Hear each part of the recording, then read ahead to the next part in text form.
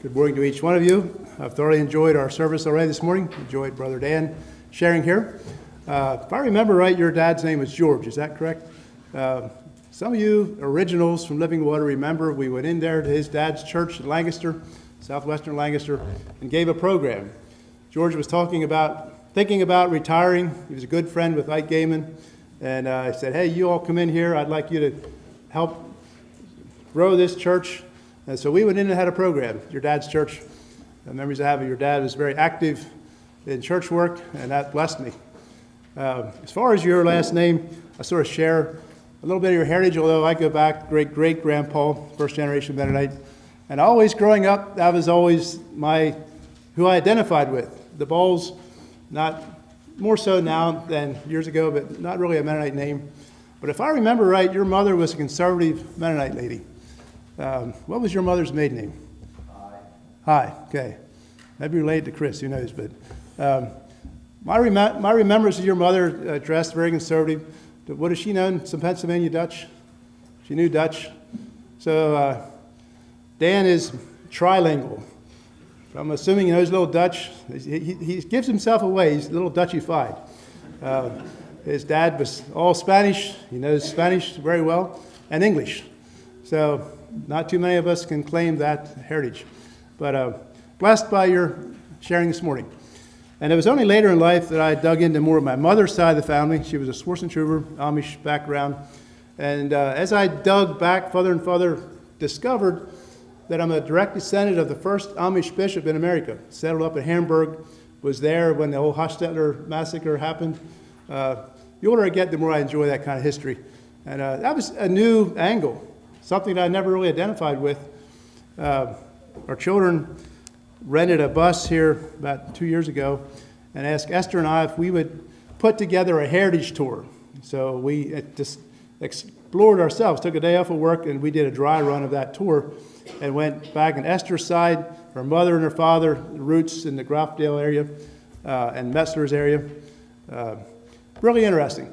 And then we did a lot of digging on my side of the family, and I discovered some things. One, that my great-grandfather built a stone house close to Christiana and was Amish heritage. And today, there's an Amish man living there that is very closely related to our son-in-law, Michael Byler. It's a Byler. I found that to be so interesting. And we drove into that farm, just a cold call, not even knowing them, never met them before, but I had a copy of my great-grandfather had a lime kiln on that farm, and he sold lime to contractors. Contractors back then used a lot of lime in construction, plaster and all kinds of things. So I had a postcard of someone that had ordered lime from my great-grandpa, John Swarzentrooper, and the address was Laps, Pennsylvania. That's all they needed for the address, Laps, Pennsylvania, which is now Buena Vista. So interesting. So I went in there, and this lady came out. I showed her that card. She looked at it and says, yeah, this is the Swarzentrooper farm. I want to show you something. She took me around the bottom. We looked up at the gable end of the house, and there was a date stone that said, built by J&A Swarzentrooper, which I assumed was, my great-grandma was Anna. I assumed it was him and his wife. Discovered later it was him and his brother, Amos, John and Amos Swarzentrooper. So they were very welcoming, very hospitable. We ended up going there with my son-in-law, Mike's parents. They knew him very well. And we had a nice evening together visiting. And he got the old deeds out, and he was showing me all this stuff. So just as you're getting older, if you have interest in history, genealogy, dig back a little bit. It's very interesting. Len Good's a good guy, has a lot of that history in his situation.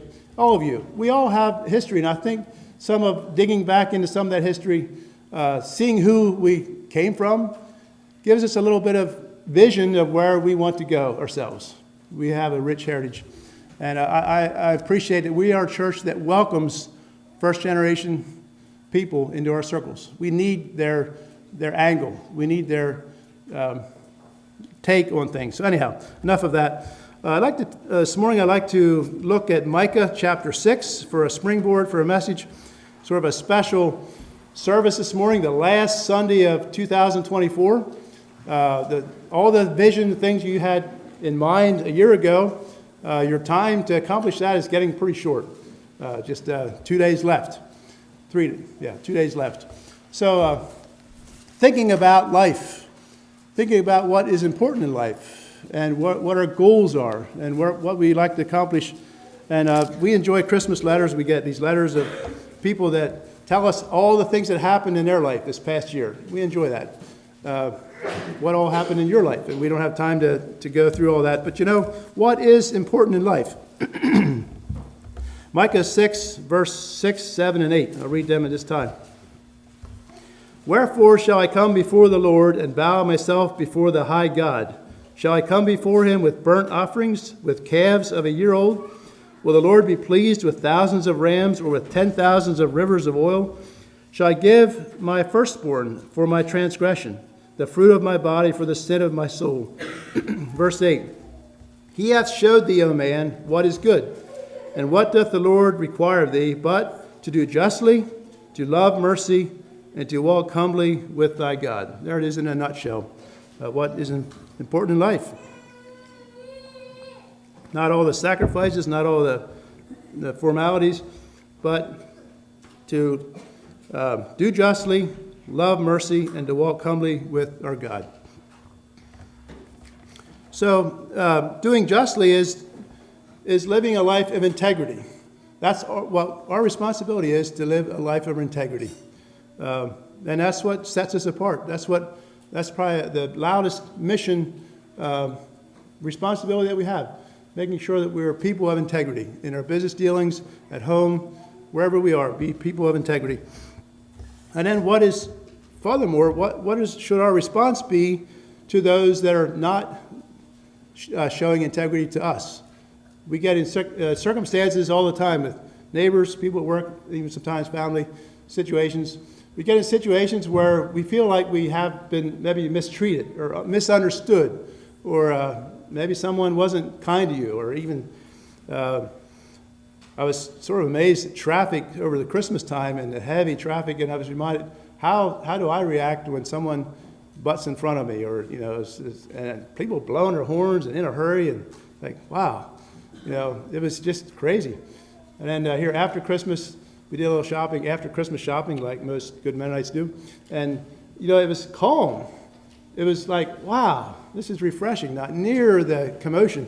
But how do I respond when I'm in a hurry and I'm in traffic and someone does something that's not nice? And I think truck drivers encounter this more than the rest of us, because they're just take up a little more room, and people tend to cut in front of them a little more than some of the rest of us. So how do I respond?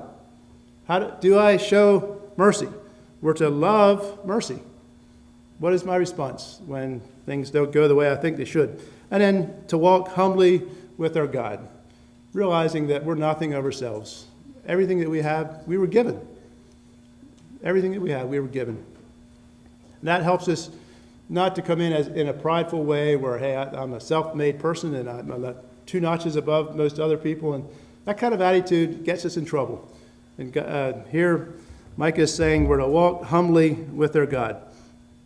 I'd like to maybe zero in on this, being a lover of mercy. The dictionary definition of mercy is compassion or forbearance shown especially to an offender or to one subject to one's power. It's being lenient or compassionate with how we treat others. Mercy is a grace of compassion. Without mercy, our caring is cold and mechanical. So showing compassion, showing loving mercy. Some of the synonyms of mercy would be charity, forbearance, leniency, mercifulness, benevolence. An autonym, or the opposite, would be being cold-hearted, hard-hearted, inhumane, pitilessness, anger, and hate. And we have too much of that around us, and we are actually born with that nature. We don't have to teach our children to fight over their toys. We don't have to teach our children to say mine, and me, and those kind of terms. They have it. They're born with it, unfortunately. So that is our fallen human nature. But to show compassion, to show pity. Some of us have a little more of that gift. We're sort of bent that direction when we're born. But I think most of us have that thing of looking out for ourselves. I'd like to look at two stories in the Old Testament, one highlighting the danger of not being merciful, and the other story of someone that gave mercy and reaped those benefits. So both found in the Old Testament. We think of the New Testament as being non-resistant and loving your brother, loving your enemy, and turning the other cheek. These are two stories out of the Old Testament where we should think more of battles and fighting and all those kind of things. But these are two stories found in the Old Testament. First in 1 Kings chapter 12. If you want to turn with me there, you may. I'd like to read the first 19 verses of 1 Kings chapter 12. This is an interesting story about Rehoboam.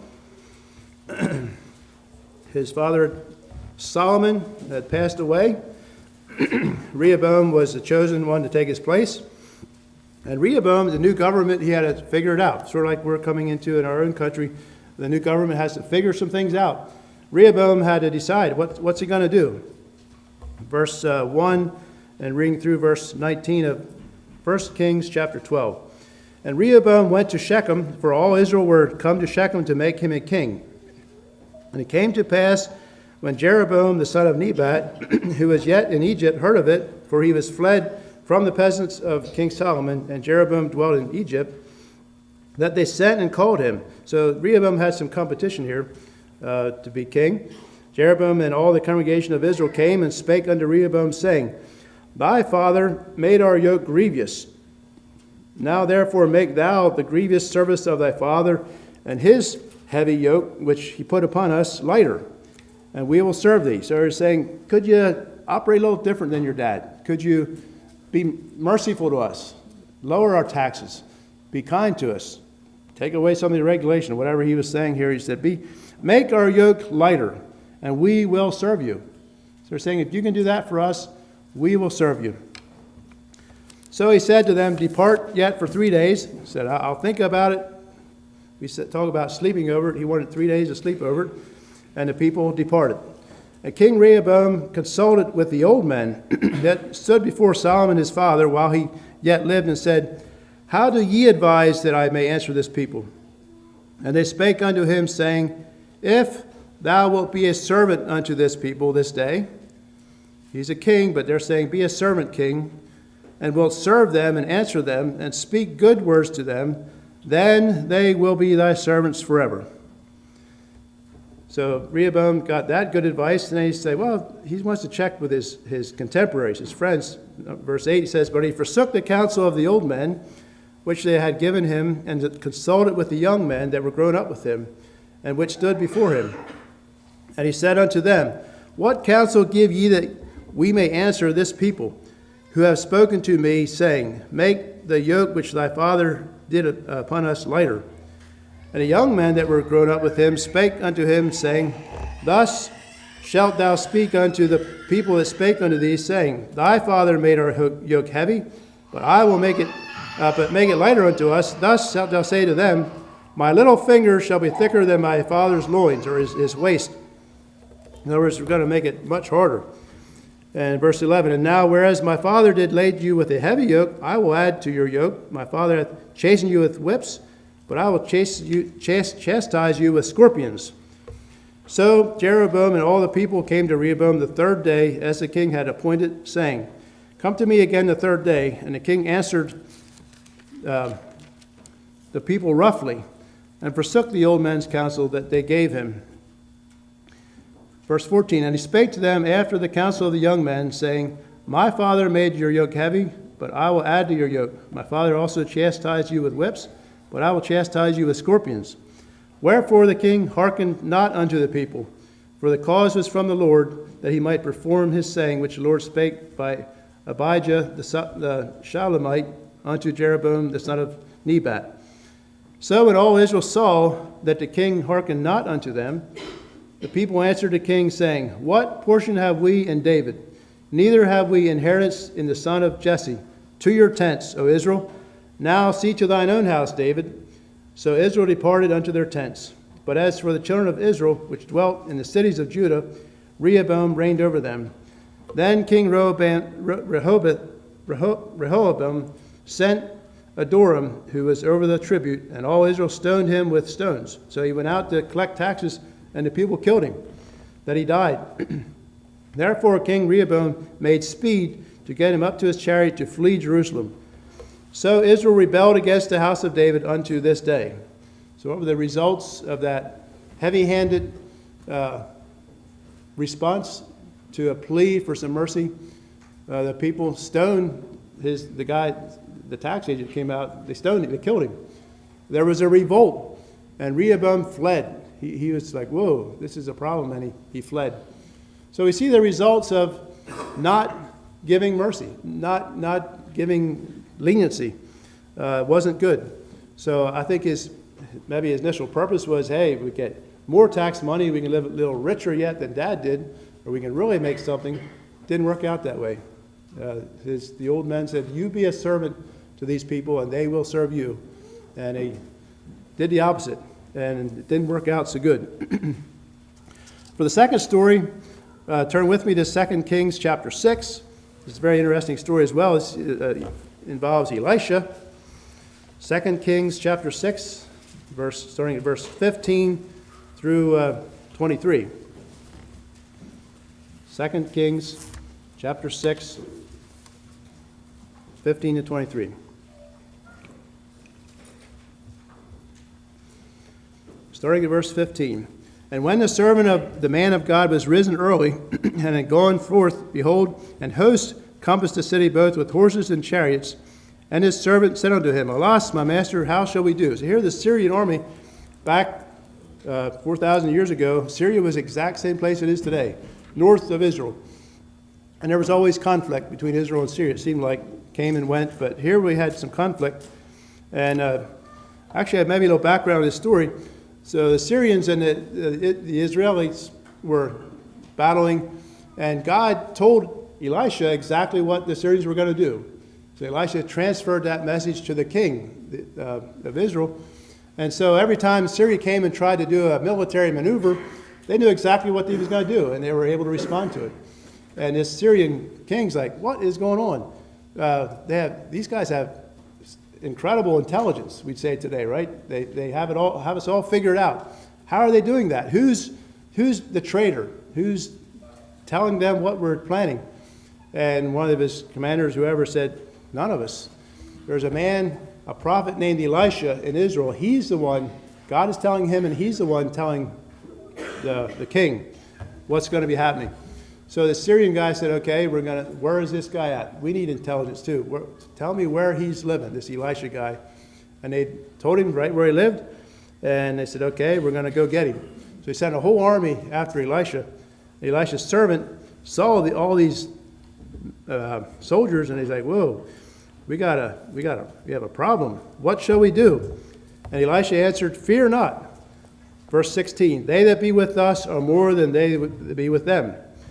Verse 17, Elisha prayed and said, Lord, I pray thee, open his eyes that he may see. And the Lord opened the eyes of the young man, and he saw. And behold, the mountain was full of horses and chariots of fire round about Elisha. So God's army was much bigger than the Syrians.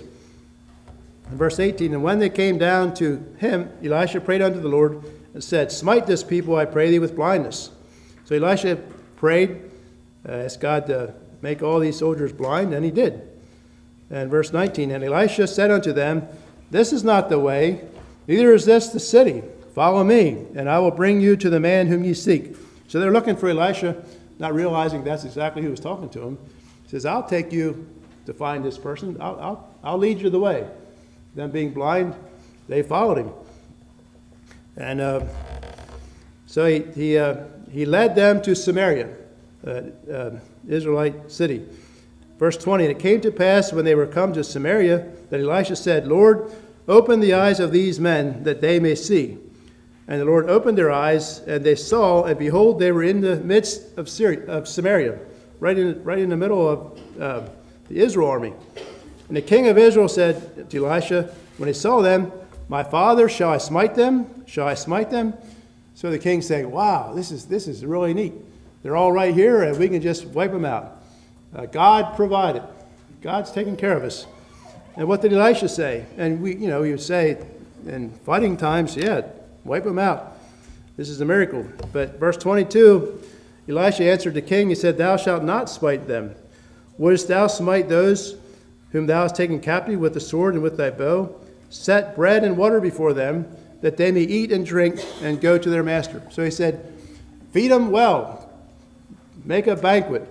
These Syrian soldiers, give them food, give them water, treat them nice.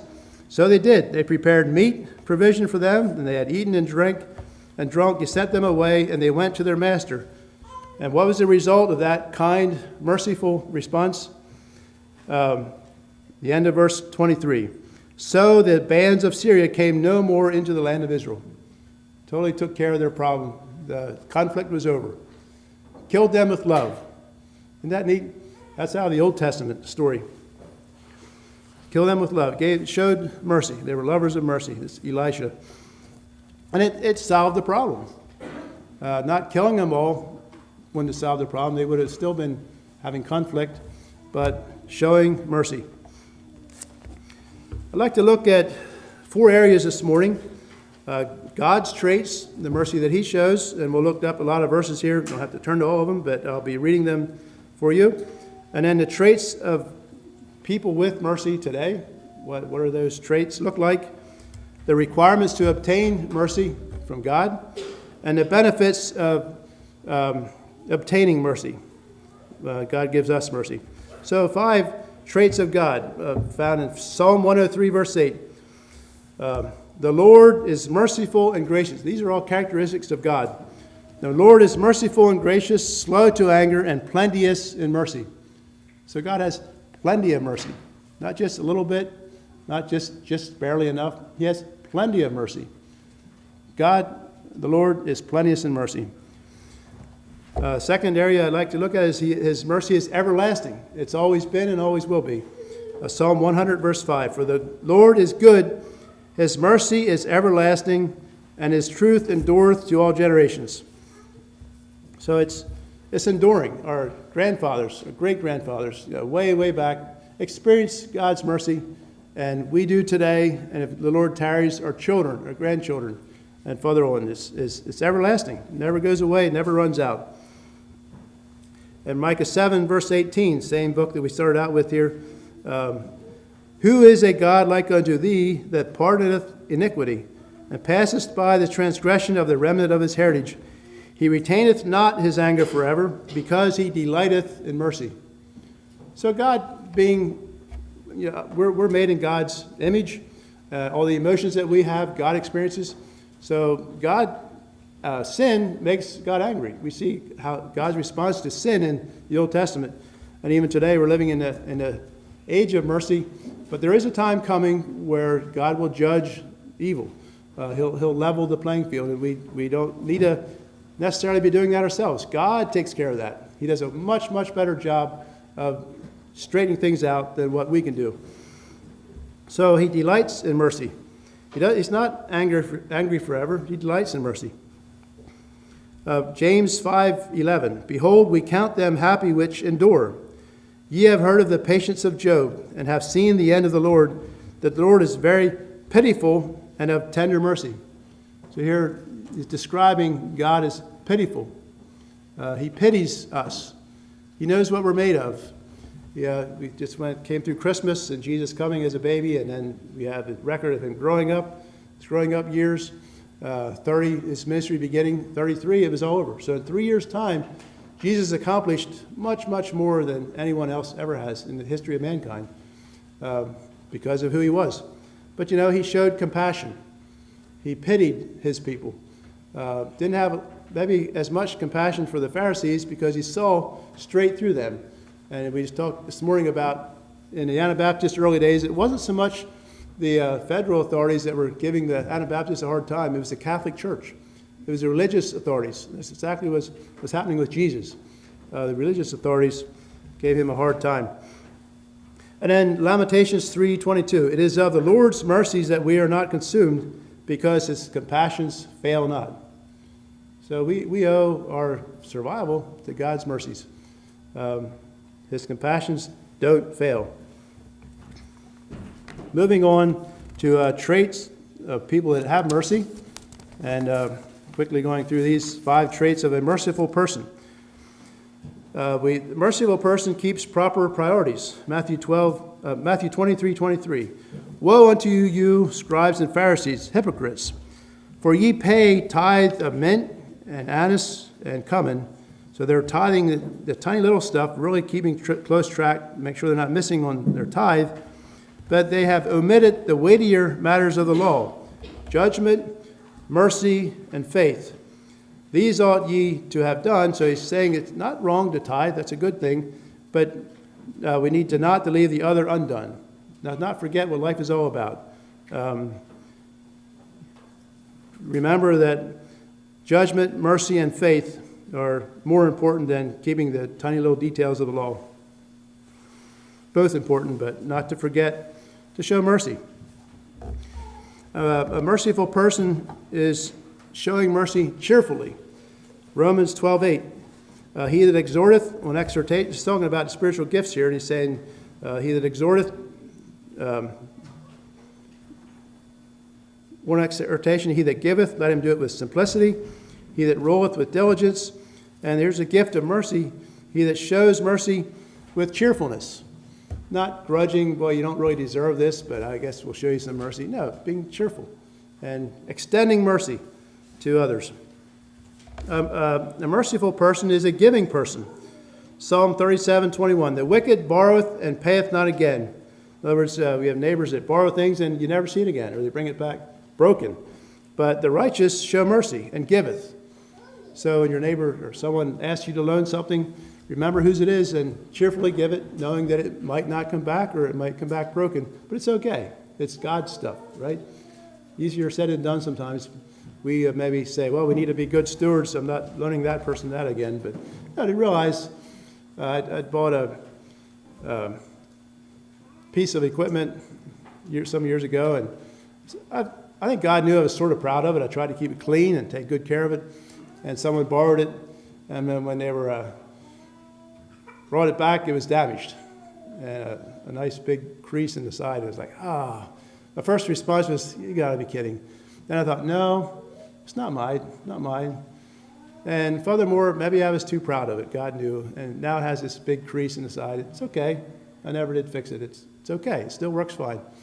But to have the proper attitude, part of a merciful person is that we loan our things. It's okay. They may use our things.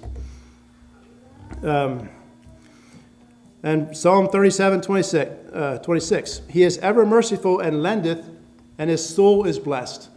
So you want to be happy in the new year, have a blessed soul, be willing to loan, be generous. And I just experienced that just lately. We were hunting with my son, this cabin. My grandson isn't quite old enough to hunt, and I had this little Leatherman that I had on my belt for hunting, and I took it off, and he admired it, and I thought, I never use that thing. So I gave it to him, and my son's like, well, you're generous, so why? I never use it. Why? And Esther and I are getting to the age where we have these things laying around that we never use. Let's move some of those things on. Let's move them on, be generous, and have the joy of seeing others enjoying some of this stuff. So I was blessed. My little grandson just loved that little thing, and I was blessed. What do you think happened here at Christmas? Happened at Christmas time? My son gave all his employees a $100 Leatherman, and he handed one to me. He said, Dad, I bought an extra one. This is for you. I saw what you did for my son, and this is what I want to do for you. That's not why I gave that little Leatherman to my grandson, but now I have a much nicer one. It's amazing what all they put in these Leatherman things. So, be generous. And don't be generous thinking you'll get something back. Just be generous because God gave it, and if God chooses to bless you even more, he will. And if it chooses that you should just be okay without it and you don't need it, that's fine too. The person that has mercy is a giving person, and he lends, and his seed is blessed. Proverbs 14:21, a person with mercy considers the poor. He that despiseth his neighbor sinneth, versus Proverbs 14:21, but he that hath mercy on the poor, happy is he. Want to be happy in the new year? Extend a hand to the poor. Be generous with the poor around you, and we all have them around us. People that are less fortunate than us, be generous with them. and God will take care of you. Proverbs 14:31, he that oppresseth the poor reproacheth his maker, but he that honoreth him hath mercy on the poor.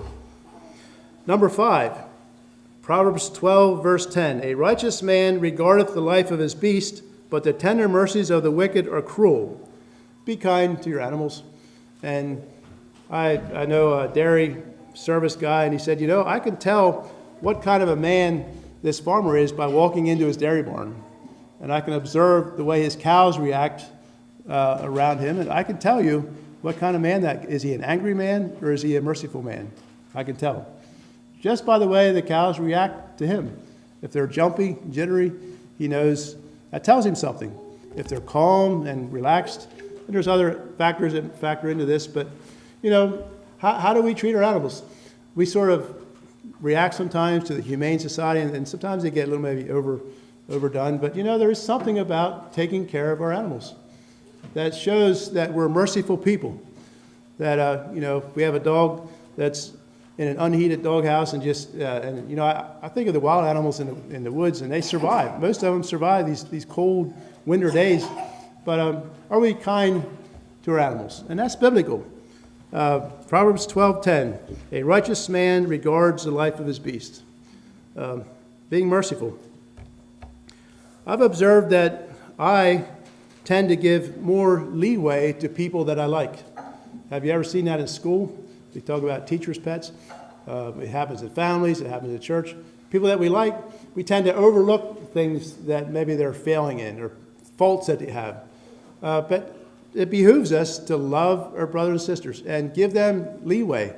Be merciful when they mess up. Extend mercy. Not be so quick to just cut them off. Love our enemies. Give the benefit of the doubt. And I've experienced this so often. I make a judgment. Someone's doing something, and if you have this mindset already that, this person is prone to this, or they'll probably mess up, and when they do, we're pretty quick to say, I knew it. That's, give the benefit of the doubt. So many times I've made a judgment and discovered later that the facts were not exactly what I thought they were. The reality was different than what I thought, and I misjudged. I made a wrong judgment. Give people the benefit of the doubt. And in time, the truth will come out. We can just give it time. God will take care of. Don't be too quick to judge or criticize. Those who tend to be overly critical usually fail to see some of their own shortcomings. And I've seen that in my own life. Some of the very things that bug me are the things that I struggle with myself. You ever notice that as parents? Some of your children that are the most like you maybe clash with the most or struggle with the most. Wouldn't want to admit that, right? But I think there's some truth to that. Sometimes the very things that bug us are our own shortcomings. So to think about that and to realize that we fail ourselves.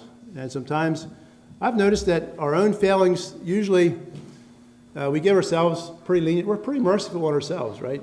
When we mess up. Well, after all, it wasn't my fault, or this person did that, and no wonder, and my dad was like that, so what chance do I have? We have all kinds of excuses. But to remember that others have some of those same excuses, and to give them some leeway, give them some room, show some mercy. There's an interesting story about the Good Samaritan in Luke chapter 10. A lawyer asked Jesus, who's my neighbor? He was trying to get around this thing. Be kind to your neighbor. Our neighbors tend to have the most influence or have the most ability to make our life easier or hard, right? Your neighbors have the ability to make your life easy or hard. And so you tend to react when they're making your life hard. But this lawyer asked Jesus who his neighbor is. He wanted to know. So he has an out, I guess. And then Jesus told the story of the Good Samaritan. And when he's all finished with the story, he asked the lawyer, he said, which of these three do you think was a neighbor? The man who fell into the hands of robbers. And the expert in the law replied, the one who had mercy on him. That was his answer. The neighbor was the one who had mercy on him, the Good Samaritan. And what did Jesus tell this expert in the law? Go and do thou likewise. Go and do thou likewise. That was his answer. It's a pretty powerful statement. Quickly go over some requirements to obtain mercy. How do we get mercy from God? Now, Psalm 86:5. For thou, Lord, art good and ready to forgive, and plenteous in mercy unto all that call upon him. You need to ask God for it. Ask God for mercy, and he'll give it to us. Second area I see in Proverbs 28:13. He that covereth his sins shall not prosper, but whoso confesseth and forsaketh them shall have mercy. How do we have mercy? By confessing our sins. And the devil likes to trick us or trip us up in saying, if you admit that you messed up, if you admit that you made a mistake, you're toast. People won't respect you. People will throw you out, throw you under the bus. Just don't do it. Never admit that you're wrong. Isn't that some of us men sometimes, and probably all of us? Never admit you're wrong. Is that what Jesus says? Is that what God says in Proverbs 28:13? He that covereth his sins shall not prosper, but whoso confesseth and forsaketh them shall have mercy. So how do we get mercy from God? Confessing our sins, admitting when we're wrong, and asking for forgiveness. And people respect us for that. For the most part, people will respect you. And you'll have mercy. Isaiah 55, verse 7. Let the wicked forsake his way, and their unrighteous man his thoughts. Let him return unto the Lord, and he will have mercy upon him. And to our God, for he will abundantly pardon. That's the God that we serve. He'll have mercy and abundantly pardon. God gives mercy to those that love him and keep his commandments. Exodus 20, verse 6. Showing mercy unto thousands of them that love me and keep my commandments. And then Matthew 5:7. Blessed are the merciful, for they shall obtain mercy. How do we obtain mercy? Showing it, extending it to others is the best way to get mercy. Most of us like when others get justice. We like those that have the gift of prophecy when something needs to be straightened out. Is that right? I've noticed that in my short life. At work, even in church, other places. So there's something that needs to be dealt with, and we say, just sick them, go get them. You know, take care of this problem. Why can't you leaders take care of these problems? And then us ministry know some things, and we realize, you know, that person that's saying just take care of this problem might have some issues just as bad themselves, and we've been showing mercy. Isn't that how it works sometimes? To be careful when we're saying let's straighten, and not saying that things don't need to be dealt with. We do need structure, and we see that in schools. We see it at home. We see it in church. We see it in the workplace. We need structure. We need things taken care of, and we need order and structure. But not to get carried away, and remember that we ourselves are out of order sometimes. The golden rule is do unto others, excuse me, as you would have them do to you. Not in the case of the little boy that says do unto others before they do unto you. It's do unto others as you would have them do to you. Put yourself in their shoes. How would I like to be treated? How would I like to, you know? So, in closing, some of the benefits of obtaining God's mercy is obviously salvation. It's Titus 3:5 says, according to his mercy, he saved us by the washing of the regeneration and renewing of the Holy Ghost. God's mercy enables godliness. Beseech you therefore, brethren, by the mercies of God, that you present your bodies a living sacrifice, wholly acceptable unto God, which is your reasonable service. And then 2 Corinthians 4:1. Therefore, seeing we have this ministry, as we have received mercy, we faint not. Receiving mercy helps us keep going, not to give up, not to get bogged down in discouragement and say, it's not worth it, I quit. God's mercy gives us that strength that we need to continue living the life that we need to live. And then Psalm 89, verse 1. I will sing of the mercies of the Lord forever. With my mouth I will make known thy faithfulness to all generations. Having God's mercy puts a song in our heart. puts a song in our heart. And I wonder if in closing, if we could sing that song. Brother Wilmer, could you lead that? I will sing of the mercies of the Lord forever. I will sing of the mercies of the Lord forever. I will sing. I will sing. I will sing of the mercies of the Lord forever. I will sing of the mercies of the Lord. With my mouth will I make known thy faithfulness, thy faithfulness. With my mouth will I make known thy faithfulness to all generations. I will sing of the mercies of the Lord forever. I will sing of the mercies of the Lord. And as I said, when we give and receive mercy, it does put a song in our hearts. And that's what we want for the new year. Let's all kneel for prayer.